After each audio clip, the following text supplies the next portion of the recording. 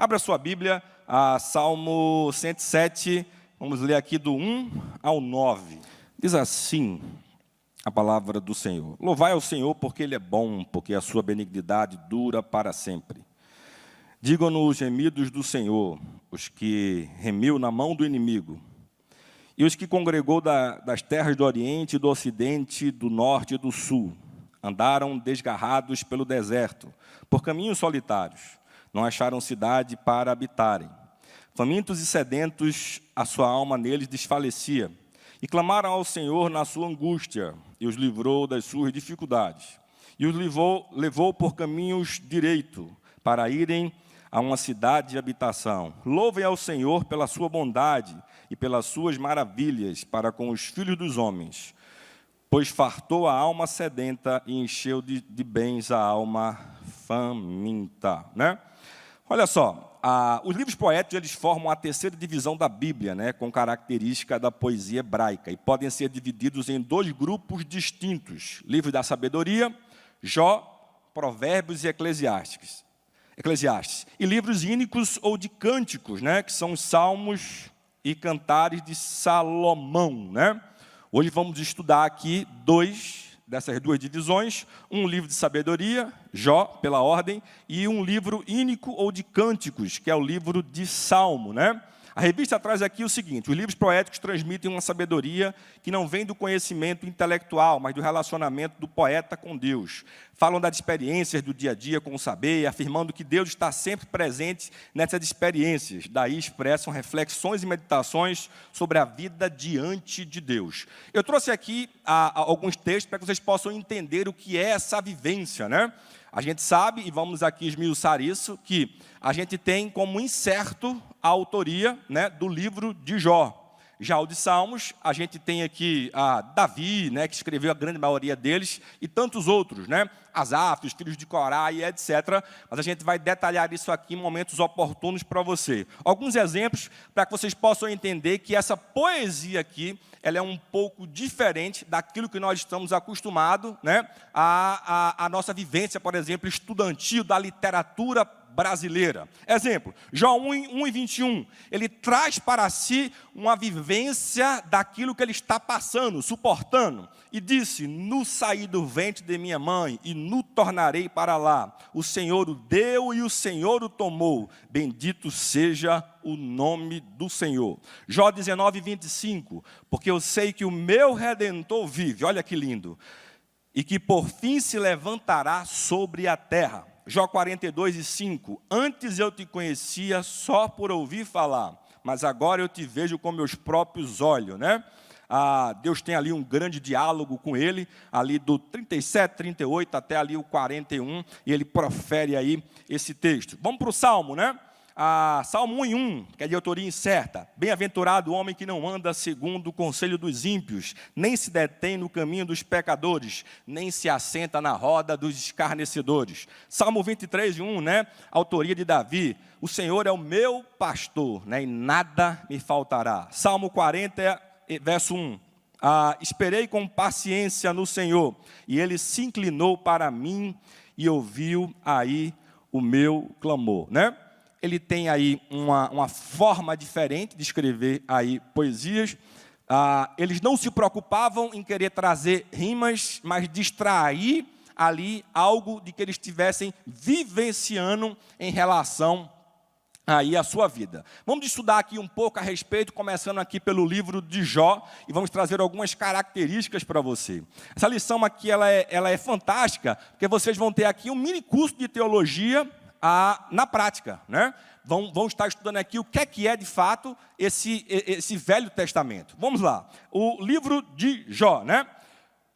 Primeiro, a Bíblia traz que Jó era um homem íntegro, né? O que é essa questão de homem íntegro, reto e temente a Deus, né? Alguns pontos aqui que são importantes. Primeiro, Jó, propósito, demonstrar que mesmo que não compreendemos, Deus tem sob controle todas as coisas nas suas mãos. O que é importante aqui? Jó, ele não sabia o porquê que ele estava passando tudo isso. A gente já conhece o fim dessa história. Jó, ele não sabia o porquê que ele estava passando isso, né? A gente vai trazer aqui todo o contexto para que vocês possam entender essa história. Mas vamos aqui algumas questões do livro de Jó, tá? Autor desconhecido, ocasião e data indefinido. Possivelmente ele foi escrito no período patriarcal, né? Abraão, Isaque e Jacó. E temos aqui os pontos importantes que vale a pena registrar aqui para vocês, antes de entrarmos aqui no contexto, né? Jó, um homem íntegro, reto e temente a Deus, Jó 1:1, e que oferecia sacrifícios constantemente ao Senhor. Detalhe, não existia ali até aquele momento algo compilado de ensinos da palavra de Deus. Era passado de pessoas a pessoas, de geração a geração. Ele ouviu alguém falar para ele quem era esse Deus, e ele buscou ter essa comunicação com esse Deus, e a Bíblia deixa muito clara que ele era um cara ali que era temente a Deus, e com certeza passava isso para a sua família, porque a Bíblia relata ali de que ele era tão sacerdote da sua casa, que ele fala aqui, se talvez, a Bíblia que fala isso, talvez, se meus filhos pecassem, ele levantava de madrugada para oferecer sacrifícios, né, a Deus, para perdão de pecados dos seus filhos, né? Aí vem aquela velha historinha dentro do contexto da história de Jó, né? Deus ele vai se reunir ali com os seus, né? Eu não posso afirmar que é no céu, porque Satanás ele vem e se junta nessa reunião. Se Satanás ele foi expulso do céu, ele não poderia voltar para poder ter acesso ao céu. Então não era no céu, tá? E também não era na terra, porque Deus pergunta, de onde vens? Para Satanás. E ele fala, de rodear e passear pela terra, né? Então ele vai ter esse encontro. Aí Deus pergunta para ele, visse meu servo aí, Jó? Aí ele começa a proferir quem é esse servo Jó. Olha só o contexto, Jó 1:1. Havia um homem na terra de Uz, cujo nome era Jó, e era este homem íntegro, reto e temente a Deus, e desviava-se do mal. Tá? 1:5. Sucedia, pois, que decorrido o turno de dias de seus banquetes, enviava a Jó e os santificava, e ele levantava de madrugada e oferecia holocausto segundo o número de todos eles, porque dizia Jó, porventura pecaram meus filhos, ou seja, talvez, e amaldiçoaram a Deus no seu coração, assim fazia Jó continuamente. Aí vem a questão do encontro que eu falei ali. Aí começa ali um diálogo, né? Aí Deus começa a querer insinuar de que Jó só é esse homem, só é esse exemplo de pessoa, só traz esse exemplo de vida para poder se perpetuar na pessoa do seu filho, na descendência, pelaquilo que Deus dá a ele, não pelaquilo que Deus é. Aí começam os ensinamentos para a minha vida e para a sua vida. Insisto, nós já sabemos o fim dessa história. Jó não sabia o fim dessa história.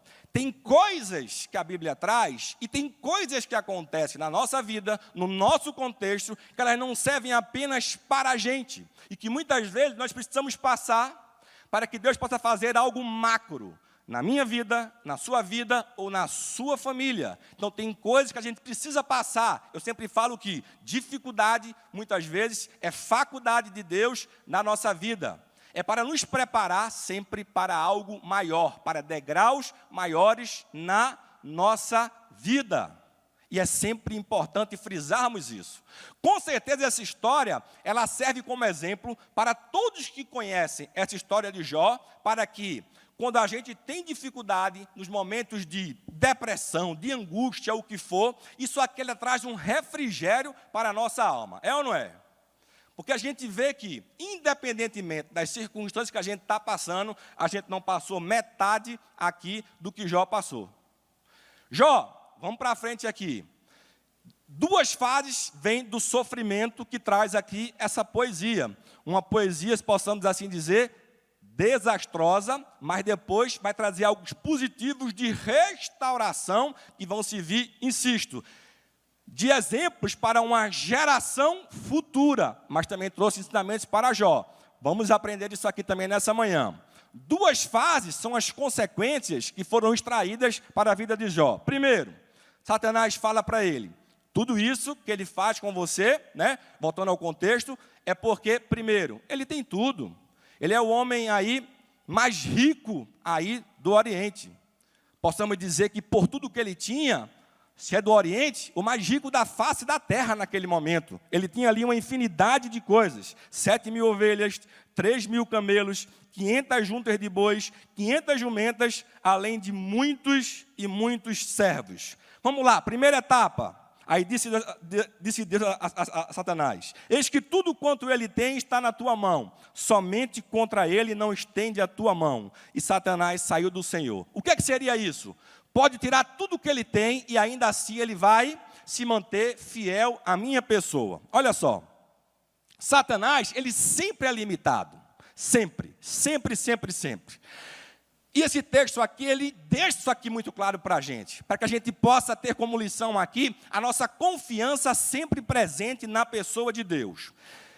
Satanás, ele não pode estar em dois lugares ao mesmo tempo. O texto registra isso. Ele veio de onde? Da terra e foi até o encontro para com Deus. Deus, ele é sempre onipresente. Ele pode estar em vários lugares ao mesmo tempo. Ele está aqui hoje, como está em outras igrejas, como está cuidando dos seus que não estão aqui, está em outros países e etc. Deus, ele é onisciente. Ele sabia de que, independentemente da situação que Jó se encontrasse, ele se manteria fiel. Existe um texto de Isaías, que eu vou ler já já para vocês aqui, de que fala que Deus, ele está no presente e já está no futuro, porque ele só começa a escrever a história da tua vida quando ele já sabe o final da tua vida. Então ele só permite que você passe por problemas e dificuldades da tua vida, sabendo que você vai suportar aquela dificuldade. E vamos ilustrar isso aqui para vocês nessa manhã. Então ele sabia que, mesmo que Jó ele passasse por todos esses problemas e dificuldades, ele iria conseguir suportar esse momento, e ele iria conseguir se manter fiel, extraindo lições para a vida deles, para que pudesse chegar a cada um de nós, aqui dentro da Bíblia, para que nós pudéssemos continuar vencendo e suportando as adversidades da vida, através desse livro aqui poético. Então são características de limitações de Satanás. Satanás, ele é sempre afobado em relação àquilo que ele quer tragar dentro da nossa vida. Ele acha que, dando potes para a gente, ou aquilo que vai se sobressair em relação a trazer aquilo que vai causar impacto positivo para a carne, aquilo vai fazer com que a gente possa nos afastar de Deus, independentemente de qualquer circunstância. Só que ele sabe que tudo isso é passageiro.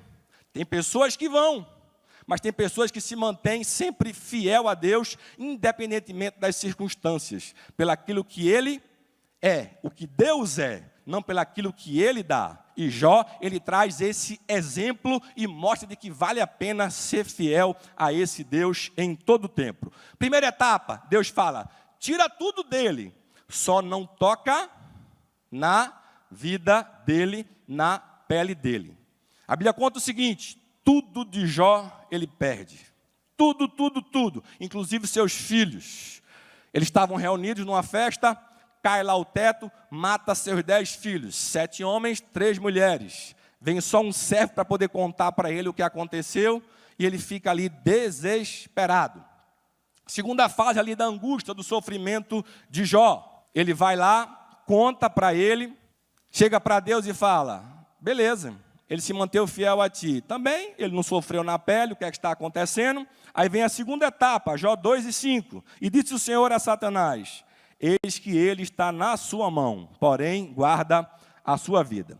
E aqui tem um segredinho, né? Aqui tem uma questão aqui, né?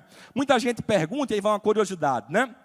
Se ele perdeu tudo, por que ele não teve problemas, ou perdeu, ou não foi tocado, por exemplo, na esposa de Jó? Alguém já pensou nisso? Todos os filhos, todos os bens, né? Tudo foi tocado. Por que não foi tocado na esposa de Jó? E isso ficou martelando na minha cabeça, né?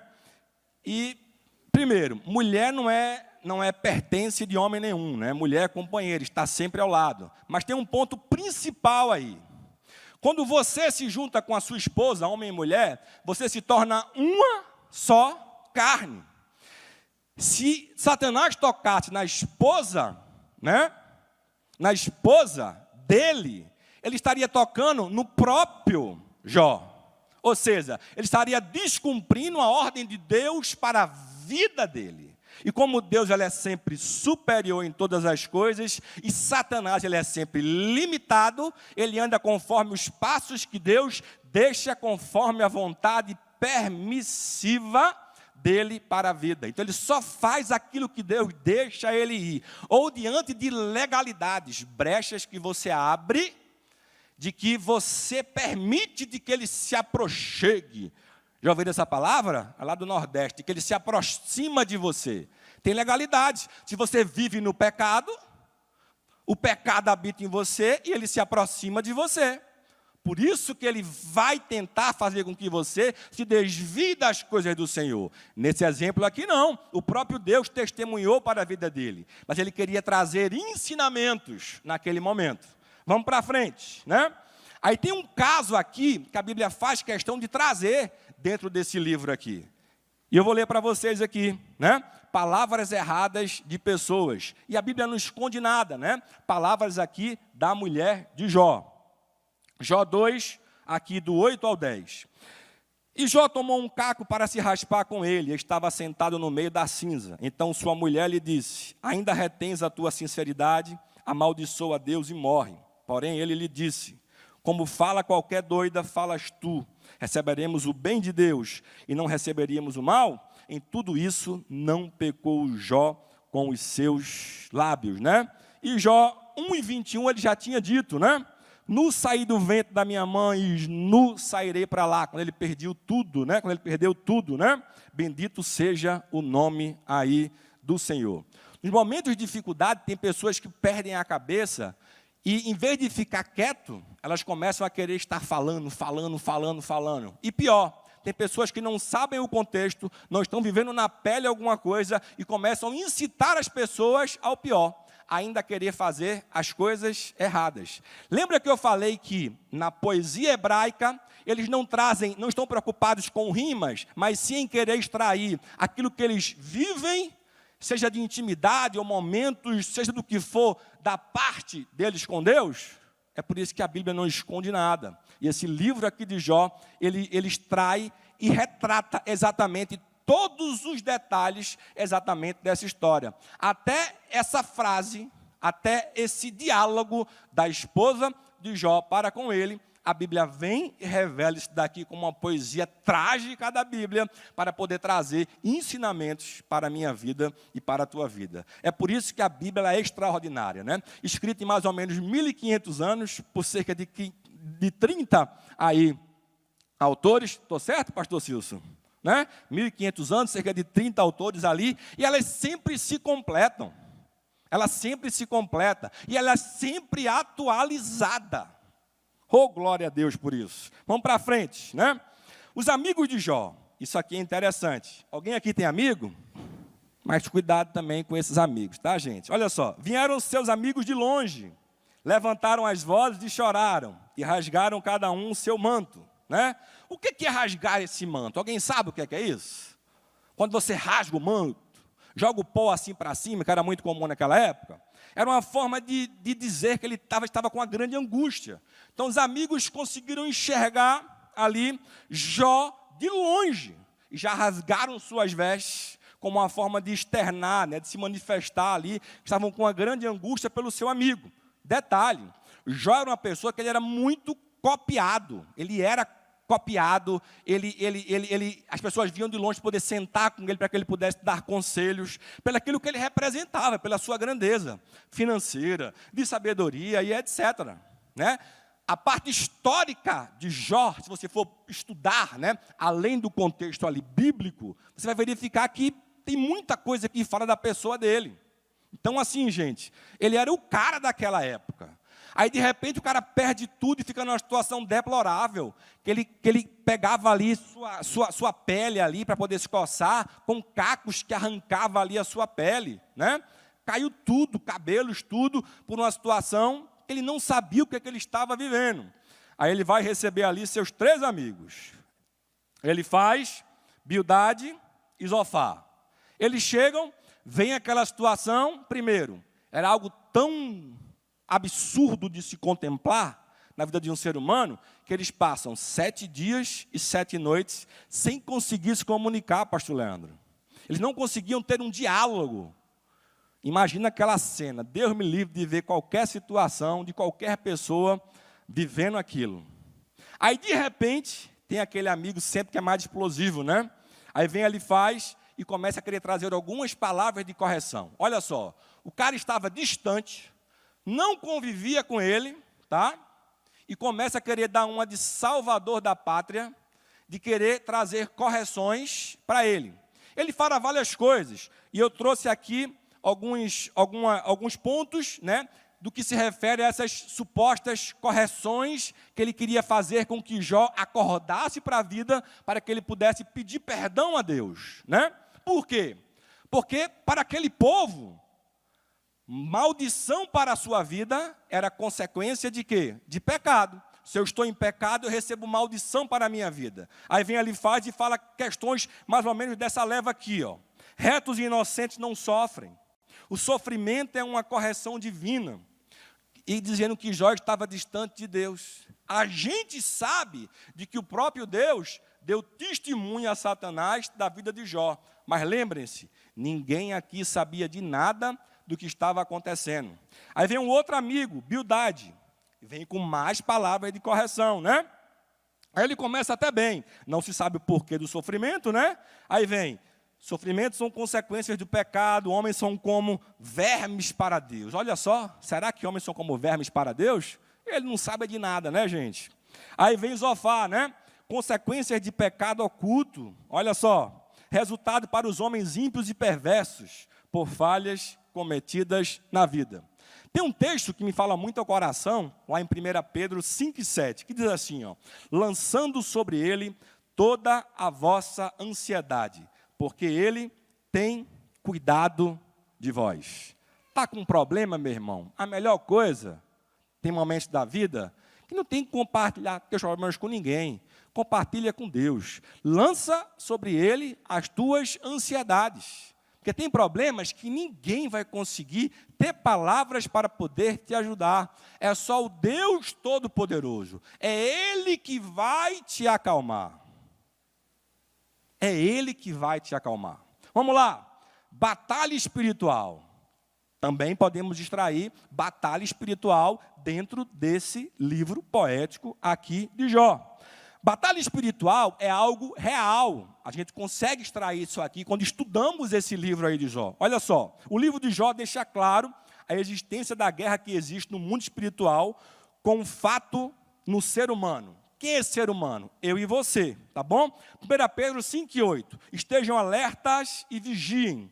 O diabo, o inimigo de vocês, anda ao derredor como um leão, rugindo e procurando a quem possa devorar. Gente, aqui dentro, ele não transita, porque o Espírito Santo de Deus está aqui, o próprio Deus está aqui para nos abençoar. É por isso que é tão importante a preparação do culto, as pessoas que preparam o culto, o louvor, a adoração, todo esse fluir. Mas passou da porta, é com você. A sua vida, o seu dia a dia, ele quer apenas um deslize para poder tragar a sua vida e poder cirandar sobre a sua vida. Lembra daquele filme de Pica-Pau? Onde fica um bichinho de um lado ali de branco e outro de preto? Né? É mais ou menos aquela situação, só que no mundo espiritual. O diabo, e a Bíblia que fala, ele fica o tempo todo tentando tragar a sua vida. Só que ele estuda você e a sua família com perfeição. Ele sabe aonde lhe tentar. Se você é fraco com mulher, com bebida, com dinheiro, ele sabe como vir e lhe dar aquilo que você quer. Por quê? Porque habita em nós uma natureza pecaminosa. E ele vai no seu ponto fraco. E é lá que ele vai querer lhe tragar. É por isso que a Bíblia diz que existe em nós quem? Hoje nós temos isso. O Espírito Santo de Deus. Para nos fortalecer, e ele vem como um termômetro. Pastor Roberto, sai daí. Corre daí. Não pega isso. Não vai por esse caminho. Porque o mundo espiritual, Deus está intercedendo, lutando pela sua vida, para poder lhe trazer resposta de oração, para lhe proteger. É por isso que é importante, quando vai sair de casa, Senhor, nos cobre com teu sangue, nos livra de todo mal, acampa teus anjos ao redor desse carro, nos livra de todo e qualquer acidente, abençoa meu filho no ir e no voltar. Eu preguei recentemente sobre isso aqui, sobre filhos. Por isso que é importante que você esteja constantemente combatendo, esteja em combate, em oração, intercedendo pela sua família. Muitas vezes ele não consegue atingir você. Ele vai em quem? Nos filhos. É ou não é? Ele vai no filho, às vezes o filho jovem, adolescente, mais frágil, ele vai e consegue, atingir o filho. Aí você vai, às vezes, e fraqueja também. Ele está pensando sempre no que fazer, em como querer derrubar. Mas em nome de Jesus, todos nós estamos fortalecidos na rocha inabalável que é Cristo Jesus e venceremos essa batalha até o dia que a trombeta soar. Vamos lá, o papel de Satanás, né? Jó, ele foi o responsável pelo sofrimento de Jó.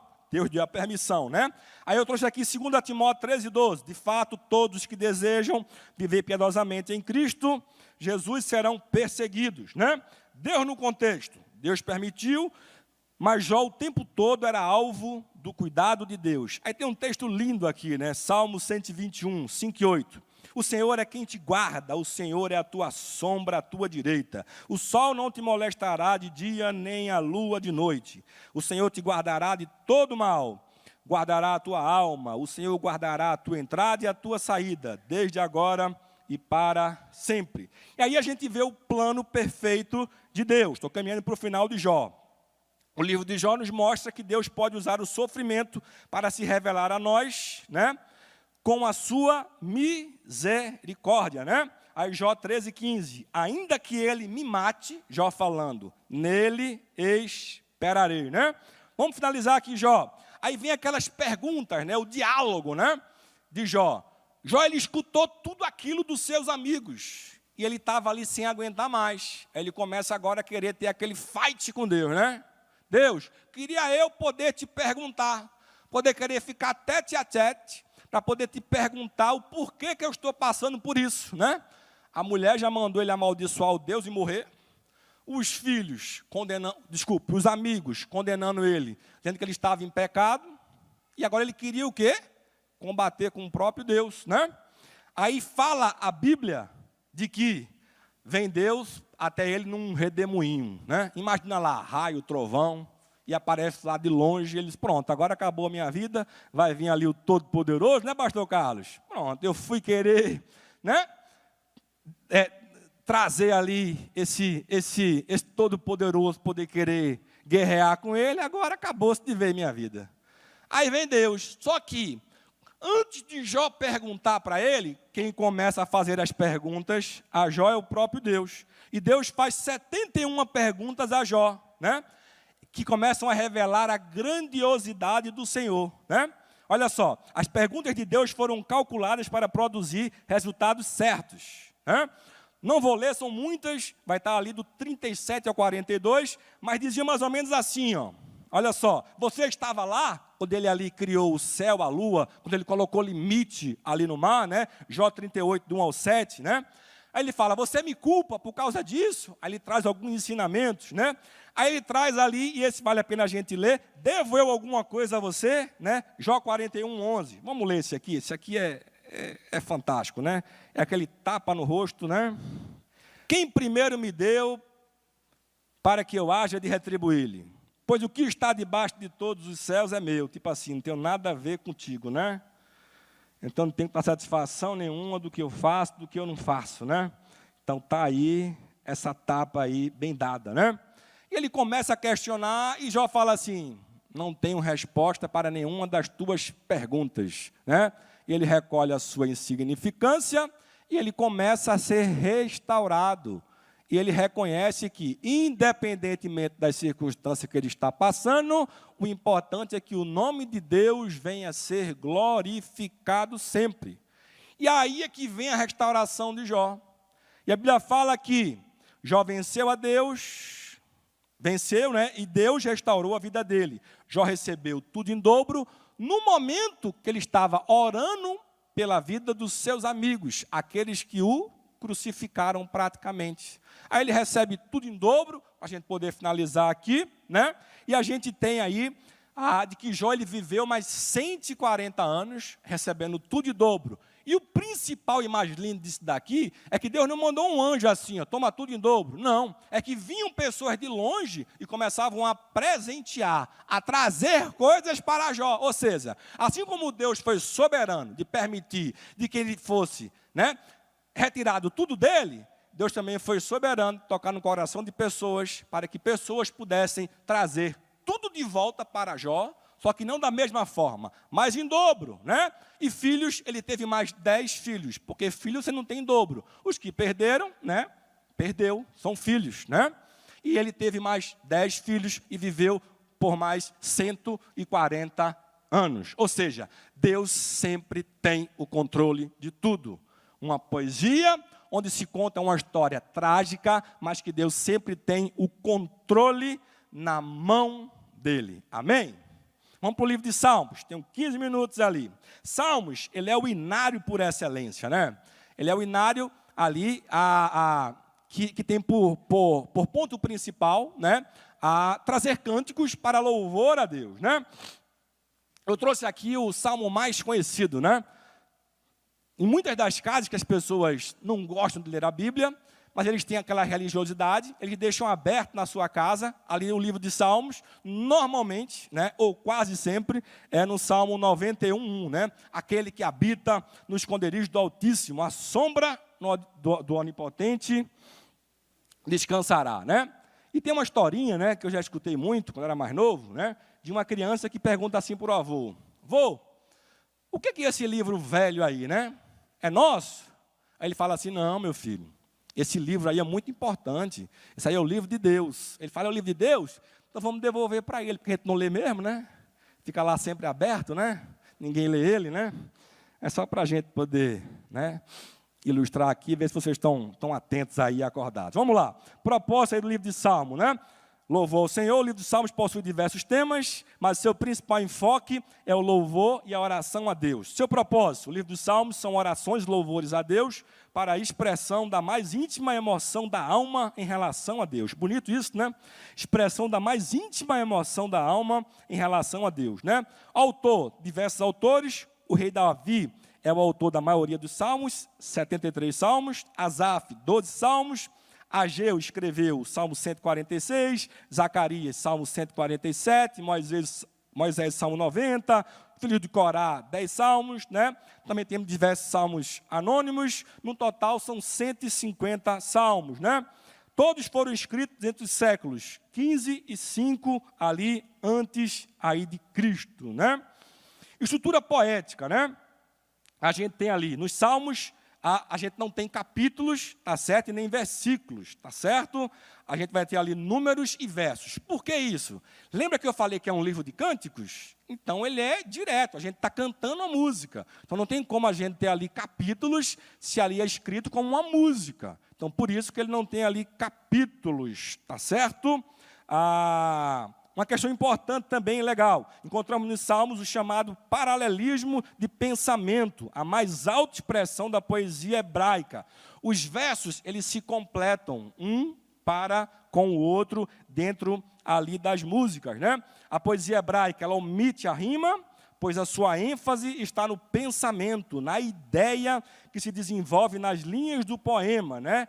Eles estão preocupados no seu relacionamento com Deus. É como se eles estivessem orando com Deus e Deus revelasse para eles aquela música, seja em tempos de dificuldade, seja para um agradecimento e por aí vai, tá bom?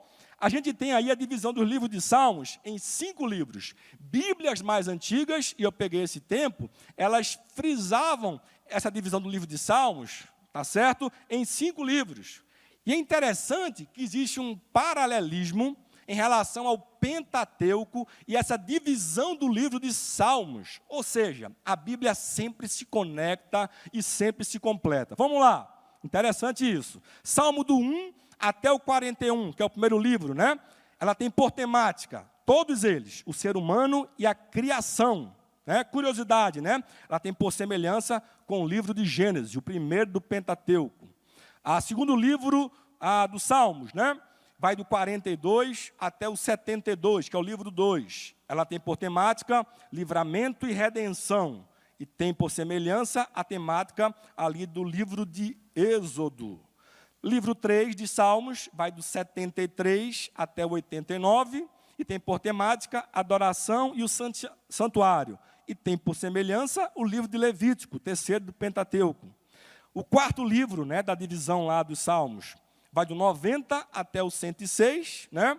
E tem por temática ali, todos eles, o deserto e os caminhos de Deus. E tem por curiosidade, semelhança ali com o livro de Números. E por último, a quinta divisão ali dos Salmos, né, dos Cânticos, vai do 107 até o 150, e tem por temática a palavra de Deus e o louvor. E tem por semelhança com o livro de Deuteronômio. Tá bom, gente? E a gente tem também aqui, podemos trazer para vocês como ensinamento, os gêneros dos salmos. Isso aqui é fantástico, gente. São 7 divisões. É como se eles trouxessem ali cânticos para todo e qualquer momento de adoração a Deus, né? Davi, ele bate o recorde, né, de escritos. Por isso que ele é o cara assim, chamado como o homem segundo o coração de Deus. Ele era um fenômeno da música, né? Ele, antes de ser conhecido como aquele que derrotou os gigantes, antes de ser conhecido como o rei Davi, né? Ele foi conhecido como aquele que tocava harpa, né? Então ele tinha essa habilidade musical. E muito do que se tem em relação à liturgia, né, de culto, a parte musical, a gente deve muito ao que se refere a Davi, né, daquilo que ele criou ali dentro do período do seu reinado. Então ele era um adorador, de fato, por excelência. Por isso que ele tem 72 cânticos, ou 72 ali salmos, né? Então os teólogos dividem, né, ali em gêneros esses salmos. São 7 gêneros ou 7 momentos ali de expressão de louvor e de adoração. Isso é belíssimo. Vamos lá. Salmos de confiança. São aqueles salmos que fortalecem ali a nossa fé. Meu irmão, se você tem, e é um absurdo isso, é triste, não sei o que é que eu posso chamar isso, preguiça de ler a Bíblia, vá ler pelo menos os salmos, porque eles vão lhe trazer diversos ensinamentos e renovo para a sua vida e para a sua alma. São louvores a Deus. Então, assim, louve a Deus em todo o tempo, né, gente? Olha só, salmo de confiança. Eu citei aqui 3 exemplos, Salmo 4, 23, 91, né? São aqueles salmos que fortalecem ali a nossa fé. Olha só, o Salmo 23, né? O Senhor é o meu pastor e nada me faltará. Será que está faltando algo na sua casa, meu irmão? E aí, como é que está? Ele é o teu pastor, pastor por excelência. Eu tenho certeza que se você começar a buscar a Ele de todo o seu coração, colocar Ele dentro da sua casa, dos teus negócios, do teu casamento, da tua família, nada vai faltar aí para você. E até naqueles momentos de dificuldade, Ele vai estar ali coladinho, juntinho com você, e você vai vencer esses momentos, tá bom? Salmos sapienciais, nome bonito, né? É os teólogos, né? Os estudiosos gostam desses nomes assim bonitos, né? É os salmos, por exemplo, 1, 37, 136, são os salmos de sabedoria, que trazem instruções para a nossa vida com Deus e o próximo. Trouxe um exemplo aqui, o Salmo 37. Não te indignes por causa dos malfeitores, não tenhas inveja dos que praticam iniquidade. Está trazendo ensinamentos, né? Não fica com inveja daqueles que praticam iniquidade, né? Fica com inveja daqueles que enriquecem, seja por questões ilícitas e etc., né? Deus é juízo. Terceiro, salmos de gratidão, né? Salmo 34, 103, 126, por aí vai.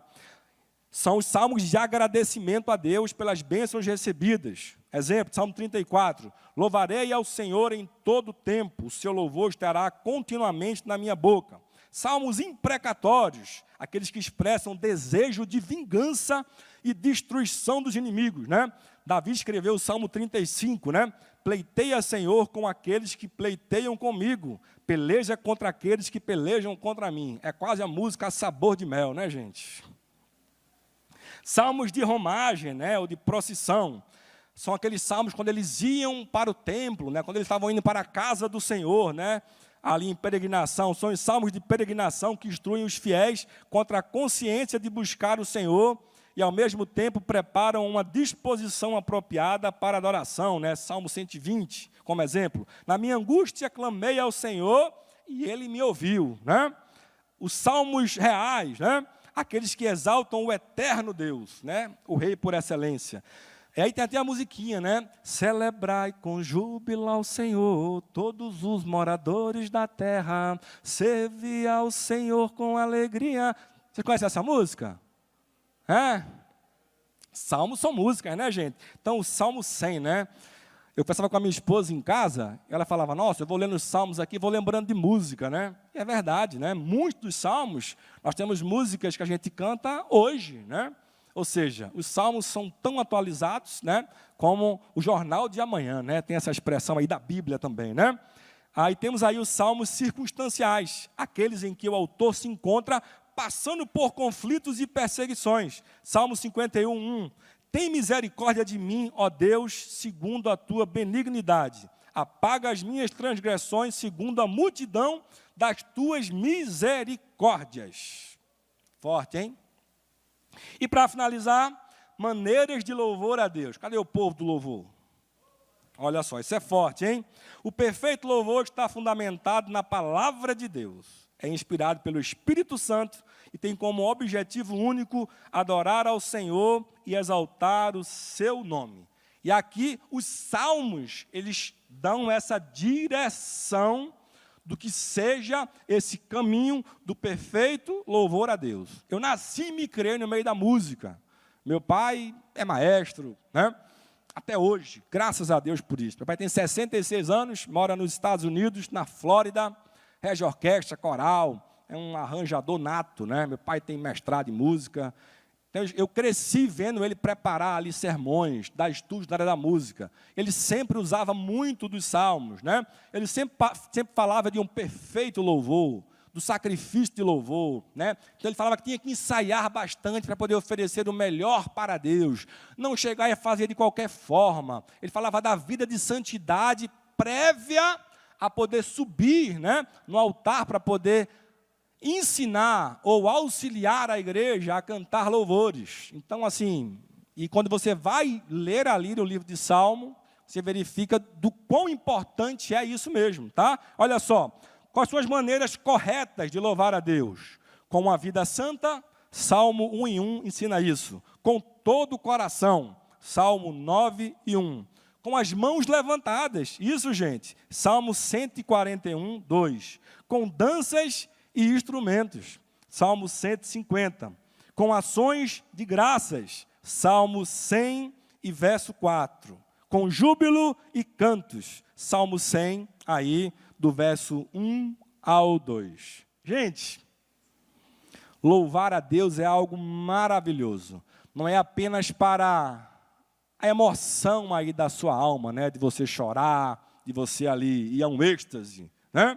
Mas é algo que vai te levar a mais perto de Deus. Então, por isso que é bom, que é importante. Não essas músicas que são repetições, né? Que visam apenas vender discos, né? Hoje em dia não vende mais discos, né, gente? Eu estou com 38 anos apenas, né? Não sou tão velho, não, né? Hoje em dia vendem o quê? São as plataformas. Como é que é o nome que vende hoje? Spotify, né? Vender as plataformas, né? Não é só vender isso, né? Nós como cristãos, nós temos que entender de que a música dentro da igreja santuário, ela tem um sentido único. Qual é?